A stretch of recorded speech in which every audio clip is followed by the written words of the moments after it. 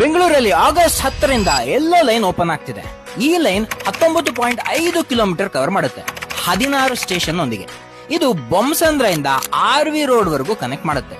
ಈ ಲೈನ್ ಇಂದ silk board ಹಾಗೂ BTM ನಲ್ಲಿ ಟ್ರಾಫಿಕ್ ಕಮ್ಮಿ ಆಗೋ ನಿರೀಕ್ಷೆ ಇದೆ. ಹಾಗೆ ಎಲೆಕ್ಟ್ರಾನಿಕ್ ಸಿಟಿನಲ್ಲಿ ಸಾಫ್ಟ್ವೇರ್ ಕಂಪನೀಸ್ಗೆ ಮೊಬಿಲಿಟಿ ಜಾಸ್ತಿ ಮಾಡುತ್ತೆ.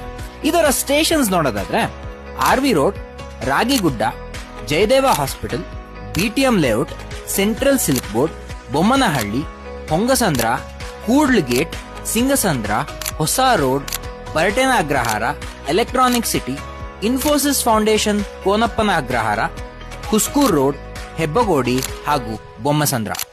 ಇದಕ್ಕೆ 3 ಮೆಟ್ರೋ ಲೈನ್ ಇಂಟರ್ಚೇಂಜ್ ಆಗುತ್ತೆ.